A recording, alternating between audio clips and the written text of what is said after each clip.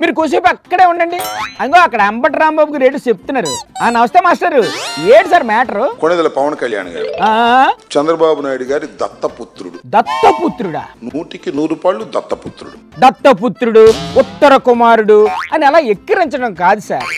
ఆయన ఎలా పని చేస్తున్నారో ముందు ఆ విషయం చెప్పండి. శభాష్గా పని చేస్తున్నాడు, దానిలో ఏ విధమైన సందేహం లేదు. మరి బాగా పని చేస్తుంటే మెచ్చుకోవాలి గాని అలా సెటర్లు వేస్తారండి సార్. వైఎస్ఆర్ కాంగ్రెస్ పార్టీని దూషించడానికి, చంద్రబాబు నాయుడు గారిని మొయ్యటానికి అద్భుతంగా పనిచేస్తున్నాడు. #1 ప్రైజ్ ఇవ్వాలి అతనికి. అదిగో మళ్ళీ సెటైరా? ఎందుకు సార్ అలా దెప్పు పొడుస్తారు?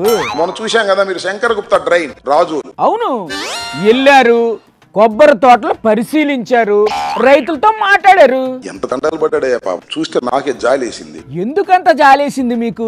జగన్మోహన్ రెడ్డి గారు అడుగు పెట్టిన దగ్గర నుంచే ఈ కొబ్బరి తోటలు నాశనం అయిపోతున్నాయనేది చెప్పించడానికి ఆయన చేసినటువంటి ప్రయత్నం శభాష్ దత్తపుత్ర.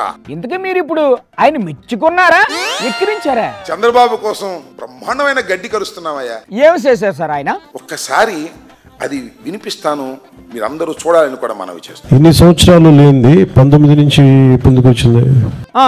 ఇప్పుడు చెప్పండి. పవన్ కళ్యాణ్ గారు 19వ సంవత్సరం నుంచి ఎందుకు వచ్చింది అని ఒక లీడింగ్ ప్రశ్న అంటారు. లీడింగ్ ప్రశ్న అంటే? లీడింగ్ ప్రశ్న అంటే కోర్టులో వేస్తారు. ఏమయ్యా నీ పేరు రాంబాబు కదా అంటే రాంబాబు అంటారు. నువ్వు దొంగతనం చేయలేదు కదా అంటే దొంగతనం చేయలేదు అంటారు. 2019 నుంచే కదా జరుగుతుందండి, అవునండి అంటాడు. కానీ ఇక్కడ పవన్ కళ్యాణ్ గారు లీడింగ్ ప్రశ్న పని చేయలేదు సార్. ఎందుకంటే రైతు కదా, బాధపడుతున్నటువంటి రైతు. అతని నువ్వు 19 నుంచి ఉందని చెప్పించడానికి పడిసిన గడ్డి ఎంత ధర్మం అండి పవన్ కళ్యాణ్ గారు. రైతు కాబట్టి నిజం చెప్పాడు సార్. అంతపాటు ఇంకోటి ఉందా? ఏంటది? ఈ జనసేన పార్టీ ఎందుకు ఏర్పడిందండి?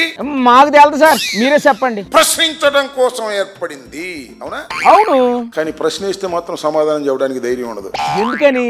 Censor board. ఇదేమన్నా సినిమానా కట్ చేయడానికి? పవన్ కళ్యాణ్ గారి ముందు ఎవరైనా మాట్లాడితే సహించనుగాక సహించడు. మరి ప్రశ్నించేవాడినే పట్టుకొని ప్రశ్నిస్తే ఊరుకుంటారా? కానీ ఈయన మాత్రం ప్రశ్నిస్తాడు. ఎవరిని ప్రశ్నిస్తాడు?